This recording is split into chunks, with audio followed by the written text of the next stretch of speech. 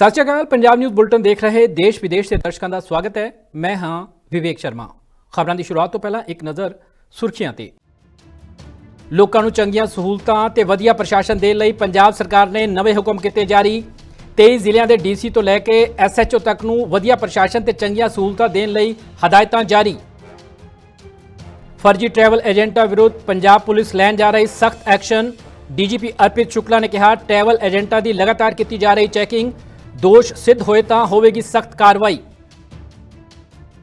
119 ਹੋਰ ਭਾਰਤੀਆਂ ਨੂੰ ਡਿਪੋਰਟ ਕਰੇਗਾ ਅਮਰੀਕਾ। ਇਹਨਾਂ ਵਿੱਚ 67 ਪੰਜਾਬੀ, 33 ਹਰਿਆਣਾ ਦੇ। ਪ੍ਰਧਾਨ ਮੰਤਰੀ ਨੇ ਗਲਤ ਢੰਗ ਨਾਲ ਅਮਰੀਕਾ ਜਾਣ ਵਾਲਿਆਂ ਨੂੰ ਦਿੱਤਾ ਸਖਤ ਸੁਨੇਹਾ। ਦਿੱਲੀ ਵਿੱਚ ਭਾਜਪਾ ਦੇ ਸਰਕਾਰ ਗਠਨ ਤੋਂ ਪਹਿਲਾਂ ਆਮ ਆਦਮੀ ਪਾਰਟੀ ਦਾ ਹਮਲਾਵਰ ਰੁਖ ਜਾਰੀ। ਆਤਸ਼ੀ ਨੇ ਕਿਹਾ, ਭਾਜਪਾ ਲੋਕਾਂ ਨਾਲ ਕੀਤੇ ਵਾਅਦੇ ਪੂਰਾ ਕਰਨ ਨੂੰ ਨਹੀਂ ਰੱਖਦੀ ਇਰਾਦਾ। 8 ਮਾਰਚ ਤੱਕ ਔਰਤਾਂ ਨੂੰ ਦਿੱਤੇ ਜਾਣ 2500 ਰੁਪਏ ਪ੍ਰਤੀ ਮਹੀਨਾ। ਤੇ ਹੁਣ ਇਹਨਾਂ ਖਬਰਾਂ ਦਾ ਵਿਸਥਾਰ।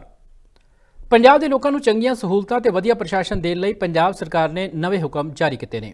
ਸੂਬੇ ਦੇ ਸਾਰੇ 23 ਜ਼ਿਲ੍ਹਿਆਂ ਦੇ ਡੀਸੀ ਤੋਂ ਲੈ ਕੇ ਐਸਐਚਓ ਤੱਕ ਨੂੰ ਹਦਾਇਤਾਂ ਕੀਤੀਆਂ ਗਈਆਂ ਨੇ ਕਿ ਉਹ ਵਧੀਆ ਪ੍ਰਸ਼ਾਸਨ ਤੇ ਚੰਗੀਆਂ ਸਹੂਲਤਾਂ ਦੇਣ ਲਈ ਯੋਗ ਉਪਰਾਲੇ ਕਰਨ। ਇਹਨਾਂ ਸਭ ਦੇ ਕੰਮ ਦਾ ਮੁਲਾਂਕਣ ਆਮ ਜਨਤਾ ਅਤੇ ਵਿਧਾਇਕਾਂ ਤੋਂ ਪ੍ਰਾਪਤ ਫੀਡਬੈਕ ਤੇ ਕੀਤਾ ਜਾਵੇਗਾ। ਇਸ ਦੀ ਜਾਣਕਾਰੀ ਕੈਬਨਿਟ ਮੰਤਰੀ ਅਮਨ ਅਰੋੜਾ ਵੱਲੋਂ ਸਾਂਝੀ ਕੀਤੀ ਗਈ। ਸੂਬੇ ਵਿੱਚ ਲੋਕਾਂ ਨੂੰ ਚੰਗਾ ਪ੍ਰਸ਼ਾਸਨ ਅਤੇ ਭ੍ਰਿਸ਼ਟਾਚਾਰ ਤੇ ਪੂਰੀ ਨਕੇਲ ਕੱਸਣ ਲਈ ਪੰਜਾਬ ਸਰਕਾਰ ਨੇ ਨਵਾਂ ਐਕਸ਼ਨ ਪਲਾਨ ਤਿਆਰ ਕੀਤਾ ਹੈ। ਇਸ ਅਨੁਸਾਰ ਸੂਬੇ ਦੇ ਸਾਰੇ 23 ਜ਼ਿਲ੍ਹਿਆਂ ਦੇ ਡੀਸੀ, ਐਸਐਸਪੀ, ਐਸਡੀਐਮ ਅਤੇ ਐਸਐਚਓ ਨੂੰ ਆਦੇਸ਼ ਦਿੱਤੇ ਗਏ ਨੇ। ਅਧਿਕਾਰੀਆਂ ਨੂੰ ਹਦਾਇਤ ਕੀਤੀ ਗਈ ਹੈ ਕਿ ਉਹ ਲੋਕਾਂ ਨੂੰ ਚੰਗਾ ਪ੍ਰਸ਼ਾਸਨ ਤੇ ਸਹੂਲਤਾਂ ਦੇਣ ਲਈ ਯੋਗ ਉਪਰਾਲੇ ਕਰਨ। ਜੇਕਰ ਉਹ ਭ੍ਰਿਸ਼ਟਾਚਾਰ ਨੂੰ ਰੋਕਣ ਵਿੱਚ ਕਾਮਯਾਬ ਨਹੀਂ ਹੋਏ ਤਾਂ ਉਨ੍ਹਾਂ ਖਿਲਾਫ ਕਾਰਵਾਈ ਕੀਤੀ ਜਾਵੇਗੀ। ਇਸ ਦਾ ਮੁਲਾਂਕਣ ਆਮ ਜਨਤਾ ਅਤੇ ਵਿਧਾਇਕਾਂ ਤੋਂ ਪ੍ਰਾਪਤ ਫੀਡਬੈਕ ਦੇ ਆਧਾਰ ਤੇ ਕੀਤਾ ਜਾਵੇਗਾ। ਇਸ ਬਾਰੇ ਕੈਬਨਿਟ ਮੰਤਰੀ ਅਮਨ ਅਰੋੜਾ ਨੇ ਜਾਣਕਾਰੀ ਸਾਂਝੀ ਕੀਤੀ। ਇਸ ਦੇ ਨਾਲ ਹੀ ਉਨ੍ਹਾਂ ਪੰਜਾਬ ਦੇ ਲੋਕਾਂ ਤੋਂ ਸਹਿਯੋਗ ਦੀ ਵੀ ਅਪੀਲ ਕੀਤੀ। ਪੰਜਾਬ ਸਰਕਾਰ ਲੋਕਾਂ ਨੂੰ ਪੰਜਾਬ ਦੇ ਵਿੱਚ ਚੰਗਾ, ਸਾਫ਼ ਸੁਥਰਾ ਤੇ ਟਾਈਮ ਬਾਉਂਡ ਪ੍ਰਸ਼ਾਸਨ ਦੇਣ ਦੇ ਲਈ ਵਚਨਬੱਧ ਹੈ। ਇਸੇ ਮਕਸਦ ਦੇ ਨਾਲ ਇਹਨਾਂ ਐਫਰਟਸ ਨੂੰ ਹੋਰ ਤੇਜ਼ ਕਰਦੇ ਹੋਏ ਅੱਜ ਪੰਜਾਬ ਸਰਕਾਰ ਵੱਲੋਂ ਇੱਕ ਹੁਕਮ ਜਾਰੀ ਕੀਤੇ ਗਏ ਨੇ, ਜਿਸ ਦੇ ਵਿੱਚ ਸਿਵਲ ਔਰ ਪੁਲਿਸ ਪ੍ਰਸ਼ਾਸਨ ਨੂੰ ਹਦਾਇਤਾਂ ਕੀਤੀਆਂ ਗਈਆਂ ਨੇ, ਟੌਪ ਤੋਂ ਲੈ ਕੇ ਬਾਟਮ ਤੱਕ, ਉੱਪਰ ਤੋਂ ਨੀਚੇ ਤੱਕ, ਕਿ ਲੋਕਾਂ ਨੂੰ ਚੰਗੀ ਸਹੂਲਤ ਮਿਲੇ, ਚੰਗੀਆਂ ਸਰਵਿਸਿਜ਼ ਮਿਲਣ, ਬਿਨਾਂ ਪੈਸੇ ਤੋਂ, ਬਿਨਾਂ ਖੱਜਲ ਖੁਆਰੀ ਤੋਂ, ਬਿਨਾਂ ਸਿਫਾਰਸ਼ਾਂ ਤੋਂ ਮਿਲੇ। ਸੋ ਇਸ ਮਕਸਦ ਦੇ ਨਾਲ ਇਹ ਆਰਡਰ ਜਾਰੀ ਕੀਤੇ ਗਏ ਨੇ ਤਾਂ ਕਿ ਲੋਕਾਂ ਨੂੰ ਚੰਗਾ ਪ੍ਰਸ਼ਾਸਨ ਹੈ ਜਿਹੜਾ ਉਹ ਦਿੱਤਾ ਜਾ ਸਕੇ। ਔਰ ਐਮਐਲਏਜ਼, ਆਫਿਸ ਬੇਅਰਰਸ, ਆਮ ਲੋਕ, ਉਹਨਾਂ ਦੀ ਸਹਿਮਤੀ ਦੇ ਨਾਲ, ਉਹਨਾਂ ਤੋਂ ਫੀਡਬੈਕ ਲੈ ਕੇ ਹੀ ਅਫਸਰਾਂ ਦੇ ਜਿਹੜੇ ਏਸੀਆਰਜ਼ ਨੇ ਉਹ ਲਿਖੀਆਂ ਜਾਣਗੀਆਂ। ਜਿਹੜੇ ਚੰਗੇ ਆਫਿਸਰਸ ਨੇ ਉਹਨਾਂ ਨੂੰ ਵੱਧ ਔਰ ਵੱਡੀਆਂ ਜ਼ਿੰਮੇਵਾਰੀਆਂ ਦਿੱਤੀਆਂ ਜਾਣਗੀਆਂ। ਔਰ ਜਿਹੜੇ ਜਿਨ੍ਹਾਂ ਦਾ ਵਿਵਹਾਰ ਠੀਕ ਨਹੀਂ ਹੈਗਾ, ਜਿਨ੍ਹਾਂ ਦਾ ਕੰਡਕਟ ਠੀਕ ਨਹੀਂ ਹੈਗਾ, ਜਿਹੜੇ ਕੋਈ ਗਲਤ ਪ੍ਰੈਕਟਿਸਿਸ ਦੇ ਵਿੱਚ, ਕਰਪਸ਼ਨ ਦੇ ਵਿੱਚ ਪੈਂਦੇ ਨੇ, ਉਹਨਾਂ ਨੂੰ ਸਖਤੀ ਦੇ ਨਾਲ ਨਜਿੱਠਣ ਦੇ ਲਈ ਇਹ ਆਰਡਰ ਕੀਤੇ ਗਏ ਨੇ। ਔਰ ਮੈਂ ਸਮਝਦਾ ਕਿ ਇਹਨਾਂ ਕਰਨ ਦੇ ਨਾਲ ਚੰਗੀ ਗੁੱਡ ਗਵਰਨੈਂਸ ਹੈ ਜਿਹੜੀ ਉਹ ਮਿਲੇਗੀ। ਔਰ ਮੇਰੀ ਲੋਕਾਂ ਨੂੰ ਵੀ, ਸਾਰਿਆਂ ਨੂੰ ਬੇਨਤੀ ਹੈ ਕਿ ਤੁਸੀਂ ਸਰਕਾਰ ਦੇ ਧਿਆਨ ਦੇ ਵਿੱਚ ਲੈ ਕੇ ਆਓ, ਸਹਿਯੋਗ ਕਰੋ ਤਾਂ ਕਿ ਚੰਗੇ ਅਫਸਰਾਂ ਨੂੰ ਅੱਗੇ ਲਿਆ ਕੇ ਉਹਨਾਂ ਤੋਂ ਕੰਮ ਲਿਆ ਜਾ ਸਕੇ। ਔਰ ਜਿਹੜੇ ਕੋਈ ਗਲਤ ਪ੍ਰੈਕਟਿਸਿਸ ਦੇ ਵਿੱਚ ਪੈਂਦੇ ਨੇ, ਗਲਤ ਕੰਮਾਂ ਦੇ ਵਿੱਚ ਪੈਂਦੇ ਨੇ, ਇਮੋਰਲ ਜਾਂ ਇਲੀਗਲ ਐਕਟੀਵਿਟੀ ਦੇ ਵਿੱਚ ਪੈਂਦੇ ਨੇ, ਉਹਨਾਂ ਨੂੰ ਉਸ ਤਰੀਕੇ ਦੇ ਨਾਲ ਹੀ ਨਜਿੱਠਿਆ ਜਾਵੇ। ਅਰੋੜਾ ਨੇ ਕਿਹਾ ਕਿ ਲੋਕਾਂ ਤੇ ਵਿਧਾਇਕਾਂ ਦੇ ਫੀਡਬੈਕ ਦੇ ਆਧਾਰ ਤੇ ਅਧਿਕਾਰੀਆਂ ਦੀ ਏਸੀਆਰ ਤਿਆਰ ਹੋਵੇਗੀ। ਜਿਹੜੇ ਚੰਗੇ ਅਧਿਕਾਰੀ ਹੋਣਗੇ ਉਹਨਾਂ ਨੂੰ ਵੱਡੀਆਂ ਜ਼ਿੰਮੇਵਾਰੀਆਂ ਦਿੱਤੀਆਂ ਜਾਣਗੀਆਂ। ਜਿਹੜੇ ਭ੍ਰਸ਼ਟ ਪਾਏ ਗਏ ਉਹਨਾਂ ਤੇ ਕਾਰਵਾਈ ਯਕੀਨੀ ਤੌਰ ਤੇ ਹੋਵੇਗੀ। ਫਰਜ਼ੀ ਟਰੈਵਲ ਏਜੰਟਾਂ ਵਿਰੁੱਧ ਪੰਜਾਬ ਪੁਲਿਸ ਸਖਤ ਐਕਸ਼ਨ ਲੈਣ ਜਾ ਰਹੀ ਹੈ। ਇਹ ਕਹਿਣਾ ਸੀ DGP law and order Arpit Shukla ਦਾ। ਜਲੰਧਰ ਵਿਖੇ ਪੁਲਿਸ ਅਧਿਕਾਰੀਆਂ ਨਾਲ ਮੀਟਿੰਗ ਕਰਨ ਪਹੁੰਚੇ ਸ਼ੁਕਲਾ ਨੇ ਕਿਹਾ ਕਿ ਪੁਲਿਸ ਸਰਕਾਰ ਦੇ ਦਿਸ਼ਾ ਨਿਰਦੇਸ਼ਾਂ ਅਨੁਸਾਰ ਟਰੈਵਲ ਏਜੰਟਾਂ ਦੀ ਲਗਾਤਾਰ ਚੈਕਿੰਗ ਕਰ ਰਹੀ ਹੈ। ਕੋਈ ਵੀ ਫਰਜ਼ੀ ਕੰਮ ਕਰਦਾ ਦੋਸ਼ੀ ਪਾਇਆ ਗਿਆ ਤਾਂ ਉਸ ਨੂੰ ਬਖਸ਼ਿਆ ਨਹੀਂ ਜਾਵੇਗਾ। ਪੰਜਾਬ ਪੁਲਿਸ ਫਰਜ਼ੀ ਟਰੈਵਲ ਏਜੰਟਾਂ ਵਿਰੁੱਧ ਐਕਸ਼ਨ ਲੈਣ ਜਾ ਰਹੀ ਹੈ।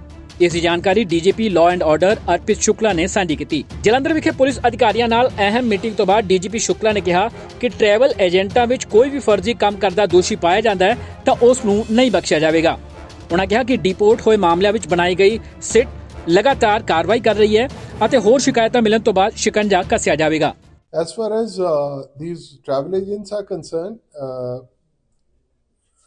the people who have been deported from US, we have constituted a committee under an additional DG rank officer who is looking into all the cases of these deportees.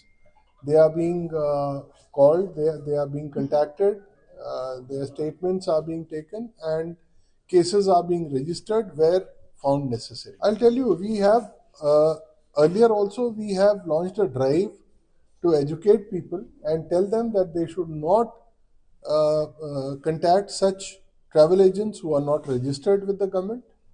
और आगे भी जो भी कहीं से कोई कंप्लेंट आएगी उसकी फौरी तौर पे कानूनी कार्रवाई की जाएगी।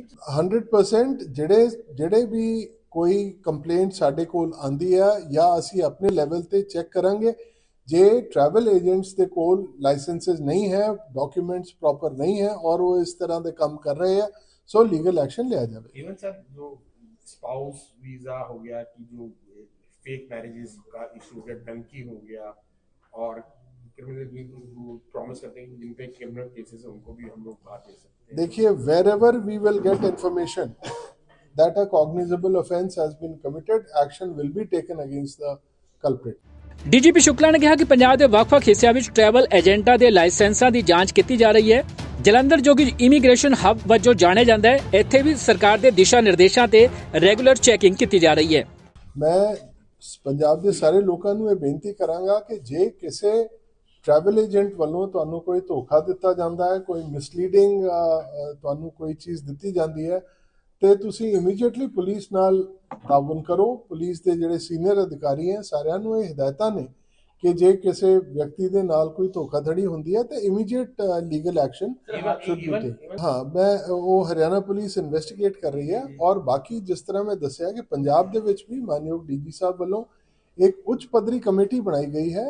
मिस्टर प्रवीण सिन्हा साडे एडिशनल डीजी हैं, वो इस कमेटी ਨੂੰ हेड कर रहे हैं और इस तरह ਦੇ ਜਿੰਨੇ केसेस हैं, ਜਿੰਨੀ ਕੰਪਲੇਂਟਸ ਹੈ ਉਹਨਾਂ ਦੇ ਵਿੱਚ ਉਹ ਪ੍ਰੋਪਰ ਇਨਵੈਸਟੀਗੇਟ ਕਰਕੇ ਲੀਗਲ ਐਕਸ਼ਨ। ਡੀਜੀਪੀ ਸ਼ੁਕਲਾ ਨੇ ਕਿਹਾ ਕਿ ਪੁਲਿਸ ਹਰਦਮ ਮੁਸਤੈਦ ਹੈ, ਲੋਕਾਂ ਨੂੰ ਵੀ ਸੁਚੇਤ ਰਹਿਣਾ ਚਾਹੀਦਾ ਹੈ ਤਾਂ ਜੋ ਉਹ ਧੋਖੇਬਾਜ਼ਾਂ ਦੇ ਝਾਂਸੇ ਵਿੱਚ ਨਾ ਆਉਣ। ਅਮਰੀਕਾ ਹੁਣ 119 ਹੋਰ ਭਾਰਤੀਆਂ ਨੂੰ ਡਿਪੋਰਟ ਕਰਨ ਜਾ ਰਿਹਾ ਹੈ। ਦੱਸਿਆ ਜਾ ਰਿਹਾ ਕਿ ਇਹਨਾਂ ਵਿੱਚ 67 ਪੰਜਾਬੀ ਵੀ ਸ਼ਾਮਲ ਨੇ। ਉਧਰ ਅਮਰੀਕਾ ਦੌਰੇ ਦੌਰਾਨ ਪ੍ਰਧਾਨ ਮੰਤਰੀ ਮੋਦੀ ਨੇ ਕਿਹਾ ਕਿ ਦੂਜੇ ਦੇਸ਼ਾਂ ਵਿੱਚ ਗੈਰ ਕਾਨੂੰਨੀ ਢੰਗ ਨਾਲ ਰਹਿਣ ਵਾਲੇ ਲੋਕਾਂ ਨੂੰ ਉੱਥੇ ਰਹਿਣ ਦਾ ਕੋਈ ਅਧਿਕਾਰ ਨਹੀਂ। ਅਸੀਂ ਹਮੇਸ਼ਾ ਕਿਹਾ ਕਿ ਭਾਰਤ ਦੇ ਜਿਹੜੇ ਨਾਗਰਿਕ ਗੈਰ ਕਾਨੂੰਨੀ ਢੰਗ ਨਾਲ ਅਮਰੀਕਾ ਵਿੱਚ ਰਹਿ ਰਹੇ ਨੇ, ਭਾਰਤ ਉਹਨਾਂ ਨੂੰ ਵਾਪਸ ਲਿਆਉਣ ਲਈ ਤਿਆਰ ਹੈ। ਟਰੰਪ ਸਰਕਾਰ ਵੱਲੋਂ ਇੱਕ ਵਾਰ ਮੁੜ ਤੋਂ ਗੈਰ ਕਾਨੂੰਨੀ ਢੰਗ ਨਾਲ ਅਮਰੀਕਾ ਪਹੁੰਚੇ ਭਾਰਤੀਆਂ ਨੂੰ ਡਿਪੋਰਟ ਕੀਤਾ ਜਾ ਰਿਹਾ ਹੈ। ਹਾਸਲ ਜਾਣਕਾਰੀ ਅਨੁਸਾਰ ਇਸ ਵਾਰ 2 ਜਹਾਜ਼ਾਂ ਵਿੱਚ ਭਾਰਤੀਆਂ ਨੂੰ ਭੇਜਿਆ ਜਾਵੇਗਾ। ਇਹਨਾਂ 119 ਭਾਰਤੀਆਂ ਵਿੱਚ 67 ਪੰਜਾਬ ਦੇ ਨੇ, 33 ਹਰਿਆਣਾ ਦੇ ਤੇ 8 ਗੁਜਰਾਤ ਦੇ ਨਾਗਰਿਕ ਨੇ। ਦੱਸਿਆ ਜਾ ਰਿਹਾ ਹੈ ਕਿ ਇਸ ਵਾਰ ਵੀ ਜਹਾਜ਼ ਅੰਮ੍ਰਿਤਸਰ ਵਿੱਚ ਹੀ ਲੈਂਡ ਕਰਨਗੇ। ਉਧਰ ਅਮਰੀਕਾ ਦੌਰੇ ਦੌਰਾਨ ਪ੍ਰਧਾਨ ਮੰਤਰੀ ਨਰਿੰਦਰ ਮੋਦੀ ਨੇ ਇੱਕ ਸਖਤ ਬਿਆਨ ਦਿੱਤਾ। ਉਹਨਾਂ ਕਿਹਾ ਕਿ ਦੂਜੇ ਦੇਸ਼ਾਂ ਵਿੱਚ ਗੈਰ ਕਾਨੂੰਨੀ ਢੰਗ ਨਾਲ ਰਹਿਣ ਵਾਲੇ ਲੋਕਾਂ ਨੂੰ ਉੱਥੇ ਰਹਿਣ ਦਾ ਕੋਈ ਅਧਿਕਾਰ ਨਹੀਂ। ਜਿੱਥੋਂ ਤੱਕ ਭਾਰਤ ਅਤੇ ਅਮਰੀਕਾ ਦਾ ਸੰਬੰਧ ਹੈ, ਅਸੀਂ ਹਮੇਸ਼ਾ ਕਿਹਾ ਹੈ ਕਿ ਜੋ ਭਾਰਤ ਦੇ ਨਾਗਰਿਕ ਗੈਰ ਕਾਨੂੰਨੀ ਢੰਗ ਨਾਲ ਅਮਰੀਕਾ ਵਿੱਚ ਰਹਿ ਰਹੇ ਨੇ, ਭਾਰਤ ਉਹਨਾਂ ਨੂੰ ਵਾਪਸ ਲਿਆਉਣ ਲਈ ਤਿਆਰ ਹੈ। सवाल सिर्फ भारत का नहीं है, वैश्विक रूप से हम इस बात के हैं कि गैर कानूनी तरीके से जो लोग दूसरे देशों में होते हैं उनको वहां रहने का कोई कानूनी अधिकार तो है नहीं। जहां तक भारत और अमेरिका का सवाल है, हमने हमेशा कहा है कि जो वेरीफाइड होगा, कि जो सच्चे अर्थ में भारत का ही नागरिक होगा, वो अगर अमेरिका में गैर कानूनी तरीके से रहता है तो उसको वापस लेने के लिए भारत तैयार है। लेकिन बात हमारे लिए वहां से रुकती नहीं है। ये सामान्य परिवारों के बच्चे होते हैं, उनको बड़े बड़े सपने दिखाए जाते हैं और उनको ज्यादातर ऐसे होते हैं उनको गुमराह करके लाया जाता है। और इसलिए ये ह्यूमन ट्रैफिकिंग में जुड़े हुए पूरे इकोसिस्टम पर हमने वार करना चाहिए। और अमेरिका और भारत मिलकर के हमारी कोशिश है और हमारी कोशिश रहनी चाहिए कि इस प्रकार की पूरी इकोसिस्टम को हमें जड़ मूल से नष्ट करना चाहिए ताकि ह्यूमन ट्रैफिकिंग बंद हो और गरीब लोगों को जो अपनी धन दौलत बेच करके ऐसे बड़े बड़े सपने दिखा करके उनको अंधेरे में रख करके ले जाया जाए, उनके साथ भी अन्याय है। और इसलिए हमारी बड़ी लड़ाई उस पूरे इकोसिस्टम के खिलाफ है। और मुझे विश्वास है कि राष्ट्रपति ट्रंप भी इस इकोसिस्टम को खत्म करने में भारत का पूरा सहयोग करेंगे। ਟਰੰਪ ਦੇ ਰਾਸ਼ਟਰਪਤੀ ਬਣਨ ਤੋਂ ਬਾਅਦ ਅਮਰੀਕਾ ਲਗਾਤਾਰ ਸਖਤੀ ਕਰ ਰਿਹਾ ਹੈ। ਜ਼ਿਕਰਯੋਗ ਹੈ ਕਿ ਇਸ ਤੋਂ ਪਹਿਲਾਂ ਅਮਰੀਕਾ 104 ਭਾਰਤੀਆਂ ਨੂੰ ਡਿਪੋਰਟ ਕਰ ਚੁੱਕਾ ਹੈ। ਕਿਸਾਨੀ ਮੰਗਾਂ ਨੂੰ ਲੈ ਕੇ ਚੰਡੀਗੜ੍ਹ ਵਿਖੇ ਕੇਂਦਰ ਦੀ ਟੀਮ ਪਹੁੰਚੀ, ਜਿਸ ਵਿੱਚ ਕੈਬਨਿਟ ਮੰਤਰੀ ਪ੍ਰਹਲਾਦ ਜੋਸ਼ੀ ਵੀ ਸ਼ਾਮਲ ਨੇ। ਮੀਟਿੰਗ ਵਿੱਚ ਮਰਮਟ ਤੇ ਚੱਲ ਰਹੇ ਕਿਸਾਨ ਆਗੂ ਜਗਜੀਤ ਸਿੰਘ ਡੱਲੇਵਾਲ ਵੀ ਸ਼ਿਰਕਤ ਕਰ ਰਹੇ ਨੇ। ਉਹ ਕਰੀਬ 2.5 ਮਹੀਨਿਆਂ ਬਾਅਦ ਖਨੌਰੀ ਸਰਹੱਦ ਦੇ ਮੋਰਚੇ ਤੋਂ ਬਾਹਰ ਨਿਕਲੇ ਨੇ। ਉਧਰ ਕਿਸਾਨਾਂ ਦਾ ਕਹਿਣਾ ਹੈ ਕਿ ਆਸ ਹੈ ਕਿ ਕੇਂਦਰ ਸਾਰੀਆਂ ਕਿਸਾਨੀ ਮੰਗਾਂ ਮੰਨ ਲਵੇਗਾ। ਬੁਲਟਨ 'ਚ ਖਬਰਾਂ ਬਾਕੀ ਨੇ, ਫਿਲਹਾਲ ਰੁਕਾਂਗੇ ਬ੍ਰੇਕ ਲਈ। ਐਮਐਸਪੀ ਦੀ ਕਾਨੂੰਨੀ ਗਾਰੰਟੀ ਅਤੇ ਹੋਰ ਮੰਗਾਂ ਨੂੰ ਲੈ ਕੇ ਪਿਛਲੇ 1 ਸਾਲ ਤੋਂ ਸ਼ੰਭੂ ਅਤੇ ਖਨੌਰੀ ਬਾਰਡਰ ਤੇ ਧਰਨਾ ਦੇ ਰਹੇ ਕਿਸਾਨਾਂ ਦੀ ਕੇਂਦਰ ਸਰਕਾਰ ਨਾਲ ਅਹਿਮ ਗੱਲਬਾਤ ਹੋ ਰਹੀ ਹੈ। ਚੰਡੀਗੜ੍ਹ ਵਿੱਚ ਇਸ ਗੱਲਬਾਤ ਵਿੱਚ ਕਿਸਾਨ ਜਥੇਬੰਦੀਆਂ ਦੇ 28 ਮੈਂਬਰ ਸ਼ਾਮਲ ਹੋ ਰਹੇ ਨੇ। ਇਸ ਤੋਂ ਪਹਿਲਾਂ ਦੁਪਹਿਰ ਸਮੇਂ ਖਨੌਰੀ ਸਰਹੱਦ ਵਿਖੇ 81 ਦਿਨਾਂ ਤੋਂ ਮਰਨ ਤੇ ਬੈਠੇ ਜਗਜੀਤ ਸਿੰਘ ਡੱਲੇਵਾਲ ਵੀ ਮੀਟਿੰਗ ਵਿੱਚ ਸ਼ਾਮਲ ਹੋਣ ਲਈ ਵਿਸ਼ੇਸ਼ ਤੌਰ ਤੇ ਪਹੁੰਚੇ। ਮੀਟਿੰਗ ਵਿੱਚ ਕੇਂਦਰੀ ਮੰਤਰੀ ਪ੍ਰਹਲਾਦ ਜੋਸ਼ੀ ਕਿਸਾਨਾਂ ਨਾਲ ਮੀਟਿੰਗ ਕਰਨ ਲਈ ਚੰਡੀਗੜ੍ਹ ਪਹੁੰਚੇ ਹੋਏ ਨੇ। ਕਿਸਾਨ ਮਜ਼ਦੂਰ ਮੋਰਚਾ ਦਾ ਵਫਦ ਆਗੂ ਸਰਵਨ ਸਿੰਘ ਪੰਧੇੜ ਦੀ ਅਗਵਾਈ ਹੇਠ ਚੰਡੀਗੜ੍ਹ ਪਹੁੰਚੇ। ਹਾਲਾਂਕਿ ਹਰਿਆਣਾ ਦੀ ਭਾਰਤੀ ਕਿਸਾਨ ਯੂਨੀਅਨ ਟਿਕੈਤ ਗਰੁੱਪ ਅਤੇ ਭਾਰਤੀ ਕਿਸਾਨ ਯੂਨੀਅਨ ਚੁੜੌਨੀ ਗਰੁੱਪ ਨੇ ਇਸ ਗੱਲਬਾਤ ਤੋਂ ਦੂਰੀ ਬਣਾਈ ਹੋਈ ਹੈ। ਦੋਹਾਂ ਜਥੇਬੰਦੀਆਂ ਦੇ ਪ੍ਰਧਾਨਾਂ ਦਾ ਕਹਿਣਾ ਹੈ ਕਿ ਖਨੌਰੀ ਸਰਹੱਦ ਤੇ ਧਰਨਾ ਦੇ ਰਹੇ ਕਿਸਾਨਾਂ ਦੀਆਂ ਮੰਗਾਂ ਨੂੰ ਲੈ ਕੇ ਉਹਨਾਂ ਦਾ ਪੂਰਾ ਸਮਰਥਨ ਹੈ, ਪਰ ਉਹ ਧਰਨੇ ਦਾ ਹਿੱਸਾ ਨਹੀਂ ਹਨ। ਦੂਜੇ ਪਾਸੇ ਕਿਸਾਨ ਆਗੂ ਸਰਵਨ ਸਿੰਘ ਪੰਧੇਰ ਨੇ ਕਿਹਾ ਕਿ ਕਿਸਾਨ ਆਗੂ ਆਪਣੀਆਂ ਮੰਗਾਂ ਨੂੰ ਪ੍ਰਭਾਵਸ਼ਾਲੀ ਢੰਗ ਨਾਲ ਪੇਸ਼ ਕਰਨ ਲਈ ਪੂਰੀ ਤਿਆਰੀ ਨਾਲ ਮੀਟਿੰਗ ਵਿੱਚ ਸ਼ਾਮਲ ਹੋਣ ਪਹੁੰਚੇ ਨੇ। ਉਹਨਾਂ ਨੇ ਵੱਖ-ਵੱਖ ਖੇਤੀ ਮਾਹਿਰਾਂ ਨਾਲ ਸਲਾਹ ਮਸ਼ਵਰਾ ਕਰਕੇ ਡਾਟਾ ਇਕੱਠਾ ਕੀਤਾ ਹੈ, ਜੋ ਘੱਟੋ-ਘੱਟ ਸਮਰਥਨ ਮੁੱਲ ਅਤੇ ਕਰਜ਼ਾ ਮੁਆਫੀ ਲਈ ਲੋੜੀਂਦੇ ਬਜਟ ਦੇ ਵੇਰਵੇ ਪੇਸ਼ ਕਰੇਗਾ। उन्होंने आस जताई कि इस मीटिंग के सकारात्मक नतीजे सामने आएंगे। आज केंद्र सरकार के साथ चंडीगढ़ में वार्ता हो रही है। वहां पर केएमएम का वफ्द अब सब खड़े हैं, लीडर साहबान आज यहां से जा रहा है। कुछ भी अभी बात करना भी केंद्र के साथ वार्ता में क्या संभावना है, केंद्र सरकार किस तरह का प्रस्ताव लेके आती है, क्या बात होती है, ये मीटिंग से पहले बात करना उचित नहीं होगा। हम आशा करेंगे देश के प्रधानमंत्री जी अगर देश के किसान मजदूर से प्यार करते हैं तो वह ज़रूर जो मंत्री महोदय आ रहे हैं उनको कहकर भेजेंगे भी जो हमारी 12 मांगे हैं उनको निपटाने के लिए कोई ना कोई हम आशा करते अच्छी बात करेंगे, ऐसा हम समझ के वार्ता के लिए। ਦੱਸ ਦਈਏ ਕਿ ਕਿਸਾਨਾਂ ਅਤੇ ਕੇਂਦਰ ਦੀ ਇਹ 5ਵੇਂ ਗੇੜ ਦੀ ਮੀਟਿੰਗ ਹੈ। ਇਸ ਵਿੱਚ ਕਈ ਅਹਿਮ ਮੰਗਾਂ ਤੇ ਸਹਿਮਤੀ ਦੀ ਆਸ ਹਰ ਕਿਸੇ ਵੱਲੋਂ ਕੀਤੀ ਜਾ ਰਹੀ ਹੈ। ਹਰਿਆਣਾ ਦੇ ਨਵੇਂ ਚੁਣੇ ਗਏ ਵਿਧਾਇਕਾਂ ਲਈ 2 ਦਿਨਾਂ ਓਰੀਐਂਟੇਸ਼ਨ ਪ੍ਰੋਗਰਾਮ ਦਾ ਆਯੋਜਨ ਕੀਤਾ ਗਿਆ। ਇਸ ਦਾ ਉਦਘਾਟਨ ਲੋਕ ਸਭਾ ਸਪੀਕਰ ਓਮ ਬਿਰਲਾ ਵੱਲੋਂ ਕੀਤਾ ਗਿਆ। ਉਹਨਾਂ ਨਵੇਂ ਚੁਣ ਕੇ ਆਏ ਵਿਧਾਇਕਾਂ ਨੂੰ ਵਧਾਈ ਦਿੱਤੀ ਤੇ ਕਿਹਾ ਕਿ ਵਿਧਾਇਕ ਦੀ ਆਪਣੇ ਹਲਕੇ ਦੇ ਲੋਕਾਂ ਪ੍ਰਤੀ ਵੱਡੀ ਜ਼ਿੰਮੇਵਾਰੀ ਹੁੰਦੀ ਹੈ। ਮੈਨੂੰ ਆਸ ਹੈ ਕਿ ਸਾਰੇ ਵਿਧਾਇਕ ਲੋਕਾਂ ਦੀ ਆਸਾਂ ਤੇ ਖਰਾ ਉਤਰਨਗੇ। ਇਸ ਦੌਰਾਨ ਪੰਜਾਬ ਵਿਧਾਨ ਸਭਾ ਦੇ ਸਪੀਕਰ ਕੁਲਤਾਰ ਸਿੰਘ ਸੰਧਵਾ ਨੇ ਵੀ ਸ਼ਮੂਲੀਅਤ ਕੀਤੀ। ਹਰਿਆਣਾ ਦੀ 15ਵੀਂ ਵਿਧਾਨ ਸਭਾ ਦੇ ਨਵੇਂ ਚੁਣੇ ਗਏ ਮੈਂਬਰਾਂ ਲਈ ਆਯੋਜਿਤ 2 ਦਿਨਾਂ ਓਰੀਐਂਟੇਸ਼ਨ ਪ੍ਰੋਗਰਾਮ ਦਾ ਉਦਘਾਟਨ ਲੋਕ ਸਭਾ ਸਪੀਕਰ ਓਮ ਬਿਰਲਾ ਨੇ ਕੀਤਾ। ਪ੍ਰੋਗਰਾਮ ਵਿੱਚ ਸੰਬੋਧਨ ਦੌਰਾਨ ਉਹਨਾਂ ਕਿਹਾ ਕਿ ਮੈਨੂੰ ਖੁਸ਼ੀ ਹੈ ਕਿ ਇਸ ਵਿਧਾਨ ਸਭਾ ਵਿੱਚ 40 ਵਿਧਾਇਕ ਪਹਿਲੀ ਵਾਰ ਚੁਣ ਕੇ ਪਹੁੰਚੇ ਨੇ। ਮੈਂ ਉਹਨਾਂ ਦਾ ਸਵਾਗਤ ਕਰਦਾ। ਵਿਧਾਇਕ ਦੀ ਵੱਡੀ ਜ਼ਿੰਮੇਵਾਰੀ ਹੁੰਦੀ ਹੈ ਕਿਉਂਕਿ ਉਹ ਜਨਤਾ ਨਾਲ ਸਿੱਧੀ ਗੱਲਬਾਤ ਕਰਦੇ ਨੇ ਤੇ ਉਹਨਾਂ ਲਈ ਕੰਮ ਕਰਦੇ ਨੇ। सबका एक गौरवशाली इतिहास हरियाणा का रहा है और इसीलिए इस हरियाणा विधानसभा का भी अपनी एक विरासत रही है। विरासत के साथ विकास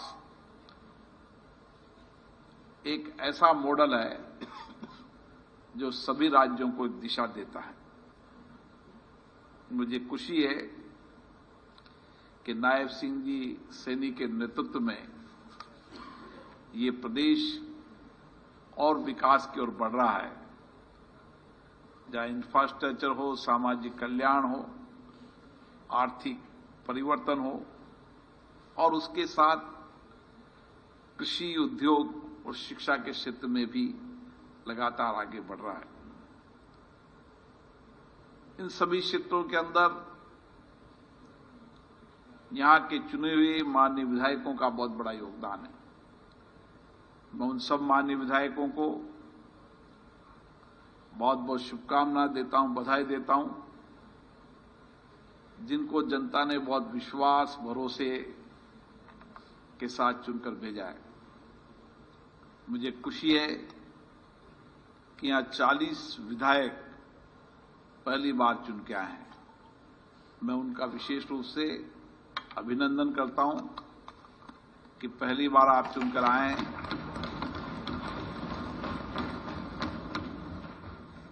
और इसलिए आपको अनुभव भी प्राप्त करना है और जनता की अपेक्षा आकांक्षाओं को पूरा करना है। ਦੂਜੇ ਪਾਸੇ ਇਸ ਓਰੀਐਂਟੇਸ਼ਨ ਪ੍ਰੋਗਰਾਮ ਵਿੱਚ ਪੰਜਾਬ ਵਿਧਾਨ ਸਭਾ ਦੇ ਸਪੀਕਰ ਕੁਲਤਾਰ ਸਿੰਘ ਸੰਧਵਾ ਨੇ ਵੀ ਸ਼ਿਰਕਤ ਕੀਤੀ। ਉਹਨਾਂ ਕਿਹਾ ਕਿ ਲੋਕਤੰਤਰੀ ਪ੍ਰਣਾਲੀ ਨੂੰ ਮਜ਼ਬੂਤ ਕਰਨਾ ਸਾਡੀ ਸਭ ਦੀ ਜ਼ਿੰਮੇਵਾਰੀ ਹੈ। और यहाँ पर श्री हरविंदर कल्याण जी जो माननीय अध्यक्ष हैं हरियाणा विधानसभा के, उन्होंने बहुत ही प्रखर वक्ता जो एक्सपीरियंस हैं, जिनका तजुर्बा है, उनको यहाँ बुलाया हुआ है। जैसे सतीश महाना जी हैं, श्री ओम बिरला जी हैं, और हमारे ज्ञानचंद गुप्ता जी हैं। इनसे हमारे जो नए चुनकर आए हुए विधायक हैं हम हरियाणा के, उनको बहुत अपने ड्यूटी करने में लाभ होगा। ਇਸ ਪ੍ਰੋਗਰਾਮ ਦੌਰਾਨ ਕੇਂਦਰੀ ਮੰਤਰੀ, ਸੰਸਦੀ ਕਮੇਟੀਆਂ ਦੇ ਚੇਅਰਮੈਨ, ਸੰਸਦ ਮੈਂਬਰ ਅਤੇ ਵਿਸ਼ਾ ਮਾਹਿਰ ਹਰਿਆਣਾ ਦੇ ਵਿਧਾਇਕਾਂ ਨੂੰ ਪ੍ਰਭਾਵਸ਼ਾਲੀ ਬੁਲਾਰਾ ਤੇ ਆਦਰਸ਼ ਵਿਧਾਇਕ ਬਣਨ ਬਾਰੇ ਜਾਣਕਾਰੀ ਸਾਂਝੀ ਕਰਨਗੇ। ਭਾਰਤੀ ਜਨਤਾ ਪਾਰਟੀ ਦੇ ਦਿੱਲੀ ਵਿੱਚ ਸਰਕਾਰ ਦਾ ਗਠਨ ਕਰਨ ਤੋਂ ਪਹਿਲਾਂ ਆਪ ਹਮਲਾਵਰ ਹੋ ਗਈ ਹੈ। ਆਪ ਆਗੂ ਦਾਅਵਾ ਕਰ ਰਹੇ ਨੇ ਕਿ ਭਾਜਪਾ ਨੇ ਲੋਕਾਂ ਨਾਲ ਜੋ ਵਾਅਦੇ ਕੀਤੇ ਨੇ ਉਹ ਉਹਨਾਂ ਨੂੰ ਪੂਰਾ ਕਰਨ ਦਾ ਇਰਾਦਾ ਨਹੀਂ ਰੱਖਦੀ। ਆਪ ਦੇ ਵਿਧਾਇਕ ਆਤਿਸ਼ੀ ਨੇ ਕਿਹਾ ਕਿ ਭਾਜਪਾ ਨੂੰ ਆਪਣੇ ਸਾਰੇ ਵਾਅਦੇ ਪੂਰੇ ਕਰਨੇ ਚਾਹੀਦੇ ਨੇ ਅਤੇ 8 ਮਾਰਚ ਤੱਕ ਔਰਤਾਂ ਨੂੰ 2500 ਰੁਪਏ ਪ੍ਰਤੀ ਮਹੀਨਾ ਦੇਣਾ ਸ਼ੁਰੂ ਕਰਨਾ ਚਾਹੀਦਾ ਹੈ। ਦਿੱਲੀ ਵਿੱਚ ਭਾਜਪਾ ਸਰਕਾਰ ਦੇ ਗਠਨ ਲਈ ਹਾਲੇ ਮੰਥਨ ਕਰ ਰਹੀ ਹੈ, ਪਰ ਮੁੱਖ ਵਿਰੋਧੀ ਪਾਰਟੀ ਆਪ ਨੇ ਭਾਜਪਾ ਤੇ ਹਮਲੇ ਕਰਨੇ ਸ਼ੁਰੂ ਕਰ ਦਿੱਤੇ ਨੇ। ਆਪ ਦੀ ਵਿਧਾਇਕ ਆਤਿਸ਼ੀ ਨੇ ਇੱਕ ਵਾਰ ਮੁੜ ਤੋਂ ਦੁਹਰਾਇਆ ਕਿ ਭਾਜਪਾ ਨੇ ਚੋਣਾਂ ਦੌਰਾਨ ਦਿੱਲੀ ਦੇ ਲੋਕਾਂ ਨਾਲ ਜੋ ਵੀ ਵਾਅਦੇ ਕੀਤੇ ਨੇ ਉਹਨਾਂ ਨੂੰ ਪੂਰਾ ਕਰਨ ਦਾ ਭਾਜਪਾ ਦਾ ਕੋਈ ਇਰਾਦਾ ਨਹੀਂ ਹੈ। ਅਜਿਹੇ ਸੰਕੇਤ ਹੁਣੇ ਤੋਂ ਮਿਲਣੇ ਸ਼ੁਰੂ ਹੋ ਗਏ ਨੇ। ਆਤਿਸ਼ੀ ਨੇ ਕਿਹਾ ਕਿ ਕੈਗ ਨੇ ਵੀ ਮੰਨਿਆ ਸੀ ਕਿ ਦਿੱਲੀ ਕੇਜਰੀਵਾਲ ਸਰਕਾਰ ਦੇ ਅਧੀਨ ਰੈਵਨਿਊ ਸਰਪਲਸ ਸੂਬਾ ਹੈ। ਅਸੀਂ ਭਾਜਪਾ ਨੂੰ ਮਾਲੀਏ ਵਾਅਦੇ ਦਾ ਬਜਟ ਦੇ ਕੇ ਜਾ ਰਹੇ ਹਾਂ। ਭਾਜਪਾ ਨੂੰ ਆਪਣੇ ਸਾਰੇ ਵਾਅਦੇ ਪੂਰੇ ਕਰਨੇ ਚਾਹੀਦੇ ਨੇ ਅਤੇ 8 ਮਾਰਚ ਤੱਕ ਔਰਤਾਂ ਨੂੰ 2500 रुपए प्रति महीना देना शुरू करना चाहिए। भारतीय जनता पार्टी ने दिल्ली चुनाव के समय दिल्ली वालों से कई वादे किए। उन्होंने ये पर्चा मोदी जी की गारंटी के नाम से बांटा। इसमें पहला वादा है कि दिल्ली की हर महिला को 2500 रुपए प्रति माह की आर्थिक सहायता दी जाएगी। भारतीय जनता पार्टी ने ये बार बार कहा कि जैसे ही सरकार बनेगी, पहली कैबिनेट की बैठक में दिल्ली की हर महिला को 2500 रुपए की आर्थिक सहायता का निर्णय होगा और 8 मार्च तक दिल्ली की हर महिला के खाते में 2500 रुपए की पहली किश्त आ जाएगी। भारतीय जनता पार्टी के सूत्रों के हवाले से हमें पता चला है कि ना सिर्फ 2500 रुपए महीने, बल्कि जो बाकी सारे वादे भी भारतीय जनता पार्टी ने किए थे, उनको पूरा करने का भारतीय जनता पार्टी का कोई भी इरादा नहीं है। सीएजी की 2022 की रिपोर्ट्स ने ये साफ साफ कहा था कि दिल्ली देश का एकमात्र रेवेन्यू सरप्लस स्टेट है। और कब से है? 2015 से है, जब से दिल्ली में आम आदमी पार्टी की सरकार बनी। तो मैं भारतीय जनता पार्टी को ये कहना चाहती हूं कि एक इकोनॉमिक ग्रोथ, इकोनॉमिक बूम करके आम आदमी पार्टी, अरविंद केजरीवाल जी की सरकार आज भारतीय जनता पार्टी को सौंप रही है। भारतीय जनता पार्टी ने ये वादे किए हैं दिल्ली के लोगों को, और मैं ये उम्मीद करती हूं कि वो फाइनेंशियल एक्सक्यूजेस ना बना के, झूठ ना बोलकर अपने इन वादों को पूरा करेंगे। ਭਾਜਪਾ ਛੇਤੀ ਹੀ ਦਿੱਲੀ ਵਿੱਚ ਸਰਕਾਰ ਗਠਨ ਕਰਨ ਜਾ ਰਹੀ ਹੈ, ਪਰ ਉਸ ਤੋਂ ਪਹਿਲਾਂ ਆਪ ਦੇ ਸ਼ਬਦੀ ਹਮਲਿਆਂ ਨੇ ਭਾਜਪਾ ਆਗੂਆਂ ਦੀ ਚਿੰਤਾ ਜ਼ਰੂਰ ਵਧਾ ਦਿੱਤੀ ਹੈ। ਅਮਰੀਕਾ ਨੇ 26/11 ਮੁੰਬਈ ਹਮਲੇ ਦੇ ਦੋਸ਼ੀ ਤਹੱਵੁਰ ਰਾਣਾ ਦੀ ਹਵਾਲਗੀ ਨੂੰ ਪ੍ਰਵਾਨਗੀ ਦੇ ਦਿੱਤੀ ਹੈ। प्रधानमंत्री मोदी ਤੇ ਰਾਸ਼ਟਰਪਤੀ ਟਰੰਪ ਵੱਲੋਂ ਪ੍ਰੈਸ ਕਾਨਫਰੰਸ ਦੌਰਾਨ ਇਸ ਬਾਰੇ ਐਲਾਨ ਕੀਤਾ ਗਿਆ। ਹੁਣ ਇਸ ਮਾਮਲੇ ਤੇ ਭਾਜਪਾ ਆਗੂਆਂ ਦਾ ਕਹਿਣਾ ਹੈ ਕਿ ਇਹ ਭਾਰਤ ਦੀ ਵੱਡੀ ਰਣਨੀਤਿਕ ਅਤੇ ਕੂਟਨੀਤਿਕ ਸਫਲਤਾ ਹੈ। ਭਾਰਤ ਦੀ ਅੱਤਵਾਦ ਪ੍ਰਤੀ ਜ਼ੀਰੋ ਟੋਲਰੈਂਸ ਨੀਤੀ ਨੂੰ ਅਮਰੀਕਾ ਵੀ ਮਾਨਤਾ ਦੇ ਰਿਹਾ ਹੈ। प्रधानमंत्री नरेंद्र मोदी की अमरीका फेरी दौरान राष्ट्रपति ट्रंप ने 26/11 मुंबई हमले के दोषी तहव्वुर राणा की हवालगी नूं मंजूरी दे दी है। तहव्वुर राणा इस समय अमरीका के Los Angeles which metropolitan detention centre which कैद है। राणा की भारत नूं हवालगी नूं भाजपा आगू प्रधानमंत्री मोदी की अगवाई हेठ भारत लई एक वड्डी रणनीतिक अते कूटनीतिक सफलता दस रहे ने। भाजपा के सीनियर आगू तरन चुग ने कहा कि मुंबई हमले के दोषियों नूं भारत लियाउणा अते उन्हां विरुद्ध सख्त कार्रवाई करना एक वड्डा कदम है। भाजपा के सीनियर आगू तरन चुग ने कहा कि मुंबई हमले के दोषियों नूं भारत लियाउणा अते उन्हां विरुद्ध सख्त कार्रवाई करना एक वड्डा कदम है। पूरी दुनिया प्रधानमंत्री मोदी की अगवाई हेठ भारत की सख्त नीति अते अतवाद प्रति जीरो सहनशीलता नूं देख रही है। ये प्रधानमंत्री मोदी जी के नेतृत्व में भारत की रणनीतिक कूटनीतिक बहुत बड़ी जीत है। मुंबई को हमले से दहलाने वालों को भारत लाना और उन पर भारत के कानूनों के अनुसार कठोर कार्रवाई करना, ये एक बहुत बड़ा कदम है।